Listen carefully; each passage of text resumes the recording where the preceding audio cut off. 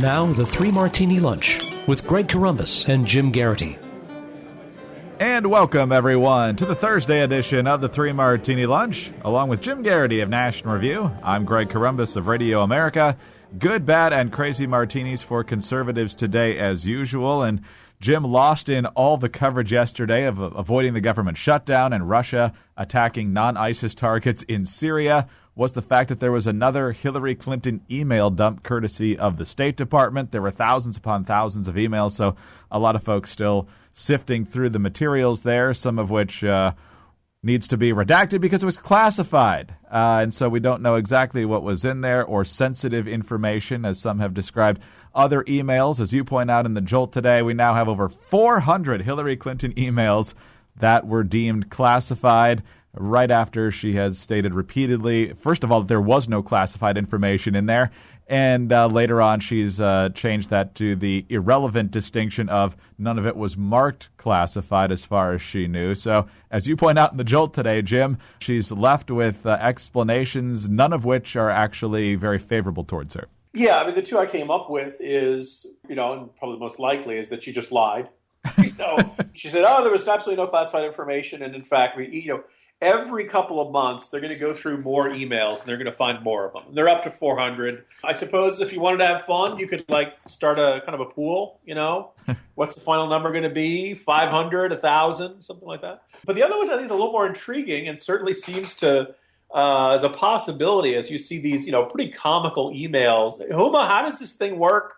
I can't get, in the claim that Hillary called the White House operator didn't believe she was Hillary Clinton. And I said, what is your office phone number? And she's like, I never know. I never call my own number. I'm looking like, God, I should have put that in the weed agency. Just funny examples of government looking incompetent. Is it possible Hillary really has no idea what's classified and what isn't? I mean, we look at that, we're like, oh my God, how can you not think that, satellite images of North Korea or details about drone strikes, how do you not, believe that that's classified? And yet, maybe she didn't, or maybe, this distinction, just Hillary's mind, she just can't make that distinction. It's certainly a more intriguing one that when you're the Clintons, you're so used to things not applying to you, and rules like the idea of, no, you can't repeat that, you're not allowed to use this on your own personal email system, just never crosses her mind, and that she's kind of walking around in this fog all the time. I'll let people draw the health-related conclusions from that as well. It just gets worse and worse for her, and there's just simply no way to say her initial explanation of this was anything remotely close to what the facts were. Now, I've likened the second approach that you mentioned. I've labeled that now the unfrozen caveman lawyer defense, yes. Both as it comes to what's classified and what's not, and her constant bewilderment at the simplest technology. For those who don't know what Unfrozen Caveman Lawyer is, it was a Saturday Night Live skit starring Phil Hartman back in the early 90s where Caveman got unfrozen after being encased in ice and he went to law school. And basically his argument during every case was, I'm a caveman and your ways frighten me. I don't understand. Are there demons in the fax machine that type this thing? And but one thing I do know is that my client is innocent and that sort of thing. Her only argument here is, I don't know how any of this works, and I'm not sure what was classified. It might keep her away from prosecution, but it's a horrible argument for why she should be president. Well, I mean, to apply the Unfrozen Caveman Lawyer, which is, you could argue kind of got rebooted by Geico. Yes. So easy, even a caveman can do it. It's like, I am a simple cave woman / stroke victim who doesn't know what's going on around me, and I'm confused by technology and can't understand how to do basic tasks, and am absolutely helpless without my staff. Naturally, I should be commander-in-chief during a dangerous time. And I do know I did nothing wrong. At some point, there's a good sketch waiting to be made of, even though Phil Hartman is no longer with us, of the unfrozen caveman, Hillary Clinton, spin doctor. All right, on to the Bad Martini now. And as bad as things are going for Hillary Clinton, she got thrown a very unfortunate lifeline by House Majority Leader Kevin McCarthy, the man who is, at the moment, considered likely to be the next Speaker of the House. Leadership elections 1 week from today. On Tuesday night, he was a guest on Hannity on the Fox News channel, and he was trying to explain how House Republicans have actually accomplished quite a few things in recent years, including since he's become Majority Leader. And here was the very curious example that he used to explain that. What you're going to see is a conservative Speaker that takes a conservative Congress, that puts a strategy to fight and win. And let me give you one example. Everybody thought Hillary Clinton was unbeatable, right? But we put together a Benghazi special committee, a select committee. What are her numbers today? Her numbers are dropping. Why? Because she's untrustable. But no one would have known any of that had happened had we not fought and made that happen. That's something good. I give you credit for that.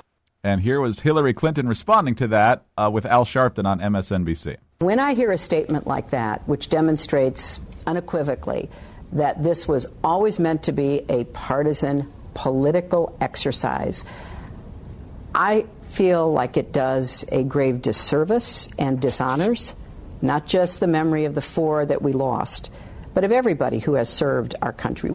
Jim, the obvious and legitimate reasons for this committee are many. The refused request for more security, the lack of any effort to help once the attack has started, the lie about the YouTube video, and now Hillary Clinton gets to look like a victim because Kevin McCarthy has no idea what he's talking about. I got to go back and check to see how McCarthy felt. But remember, it was a long time pulling teeth to get Boehner to sign off on the idea of a special committee. Right. There were 5 different congressional committees that were investigating Benghazi. And for a long time, he said, no, they're doing a fine job. I don't want to take away their work and put together on a special committee. The second thing is the purpose of it is not to take down Hillary Clinton's poll numbers. Well, it's not supposed to be. We're pretty convinced the Obama administration lied to the country. They were caught spectacularly flat-footed and inexcusably unprepared for the threat that was gathering, growing, and increasingly obvious in Benghazi. They ignored Stevens' request for additional security. They ignored his warnings. And then the worst-case scenario occurred. The night of it occurred, there was nothing in place. They had no preparations to get their people out of there. And then afterwards, they lied to the American public about it. Because they were 2 months away from a presidential election, they decided to blame it on a YouTube tape. From the way McCarthy talks about it, it almost sounds like he's angrier about Hillary's poll numbers than about this stuff. And, this is the guy who's going to be the next Speaker of the House. Now, I've had a lot of beefs with some of the, House conservatives and grassroots conservatives who don't like, I think kind of, blamed Boehner for some things that were kind of structural and are now every bit as unexcited about McCarthy. Well, after this, it's very hard to be excited about McCarthy because his first big moment in the spotlight, he just steps on a rake and just, face plants it. There are other less clean analogies I could make here. Is my option Daniel Webster? Webster, give it a shot. Can you talk about this without giving Hillary Clinton a giant talking point? Because now Hillary Clinton's saying this whole thing is a partisan witch hunt, which McCarthy's comment makes it sound like. And then the next thing is that, she's supposed to appear before the committee in a couple of weeks. I wonder if she's going to skip out on it. She can point to this, right? In his very first appearance, his first week of being in the public spotlight in the face of House Republicans, Kevin McCarthy really stepped in it. And I don't know how he gets himself out of this. And while you don't want to judge a man by one statement, this is pretty damaging and extraordinarily frustrating. And self-inflicted. He brought up the example. It wasn't even as though he was specifically asked about it. So 2 other quick notes on that. First of all, Jason Chaffetz, who has done a lot of research and work on this, given his role in the Oversight Committee, absolutely repudiated what McCarthy had to say. And Trey Gowdy, who was our Crazy Martini yesterday because he is everywhere and everyone wants him to do every job, saying that he has every intention of running for re-election in 2016. So that little nugget dropped on C-SPAN yesterday by one of his colleagues looks to not be true. So on to the Crazy Martini now. And Jim, this will give you fuzzy flashbacks to the Kerry spot back from your days covering that campaign in 2004. The new movie, Truth, which is a funny name for the movie, of Dan Rather and Mary Mapes and the whole Texas National Guard document scandal from the 2004 presidential campaign. And the way that this movie goes forward, according to the New York Post, Truth makes it appear that the documents' contents were verified by a senior officer in Bush's unit. Mapes is seen reading the documents over the phone to him, and this guy, General Hodges, agrees that they accurately reflected the mindset of Bush's late commander, Lieutenant Colonel Jerry Killian, whose signature is on the documents. And for those who don't remember, these documents were found out to be forgeries thanks to folks who realized that the font used in them didn't exist back in the early 1970s when they were purported to have been written. So, Jim, we've covered this ground a lot, and it's amazing that over a decade later, Dan Rather and his crew still can't admit what's pretty clear. Couple of points in this movie. As I mentioned, this is the second straight movie where Robert Redford is playing a person who is secretly a member of Hydra, the evil terror organization, in playing Dan Rather. We kind of knew from the beginning, like of all the stories you could tell about this, which is an extraordinary story, right? I mean, here is network news putting out something that is flat out not true.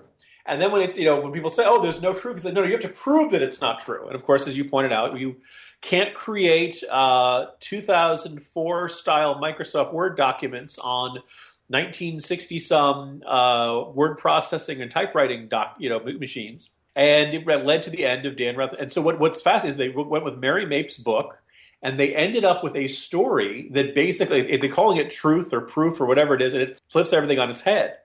In which, Rather and Mapes are these crusading journalists, the Woodward and Bernstein, and there's this nefarious conspiracy against them, and the nefarious conspiracy works. And the only good news about this movie, Greg, is that all of the bloggers, the Pajama Hadeen, of which I was one back in those old days in 2004, I had heard the early casting was I was going to be played by Jar Jar Binks, and all of the bloggers, the Pajama Hadeen, these guys, would be played by the Gungans from Star Wars, and really not a positive portrayal. Actually, what's really interesting is it sounds like they're telling the entire story without any references to the bloggers. Which, don't you look at that kind of like here we have one of the great, underdog, little guy takes on the big guy, fighting City Hall, all that kind of stuff. The major multimillionaire network news anchor is the plucky hero. Everything is backwards. So if you're really frustrated with a Hollywood heavy-handed propaganda technique used against a cause you believe in and demonizing you, the little guy, if you want to know what the other side feels like all the time, I would urge you to go out and rent or get on Netflix or DVD this 2012 movie called Won't Back Down, about two determined mothers, one a teacher, looking to transform their children's failing inner city school.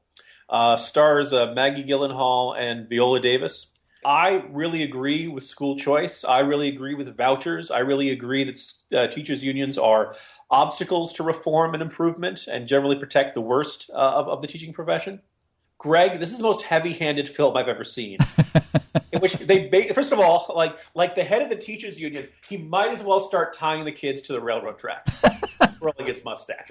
He quotes like one of the top, the early teachers' union founders, and he says, "When will I start standing up for the kids? When they start paying union dues." And here's the thing, I totally agree with this movie. And I was like, oh my God, this is what liberals feel like all the time.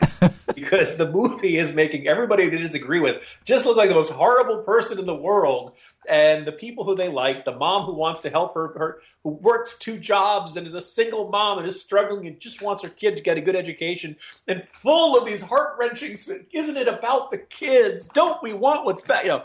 It's really enjoyable, but it's so spectacularly heavy-handed. And the fascinating thing is, all these Hollywood people acted like they didn't seem to realize they were making a movie that a lot of conservatives would agree with, and that was going to antagonize big democratic institutions. They really saw it as this plucky underdog takes on the system. Only now are liberals realizing that they are the system. They're so used to seeing themselves as the plucky outsider underdog. So anyway, that's going to be kind of the palate cleanser if you end up going to see Leatherface Robert Redford playing Dan Rather and attempting to show about how he tried to save the republic from terrible George W. Bush and those nasty bloggers. Amazing. I love the line, Robert Redford, who makes no effort whatsoever to look or sound like Dan Rather. I applaud them for that. That's a certain honesty there. I'm not even going to try. The second thing is that I'm one of the few people who didn't hate everything about the disputed Indiana Jones movie, shall we say? Oh. I know, Greg, but I think would you concur with me that Cate Blanchett was not what was wrong with that movie? She certainly wasn't the weak link, no. Okay. But now she's really playing somebody who's a villainous. Somebody we really should be afraid of. I have a crazy danger in it. So there we go. Welcome to Jim and Greg's Movie Talk. Oh, very good. Yeah, well, just get your popcorn ready. We'll be ready at the movies this coming Friday. Jim, have a great day. We'll talk to you tomorrow. See you tomorrow, Greg. Jim Garrity of National Review. I'm Greg Columbus of Radio America. Thanks for being with us today, and tune in again on Friday for the next 3 Martini Lunch.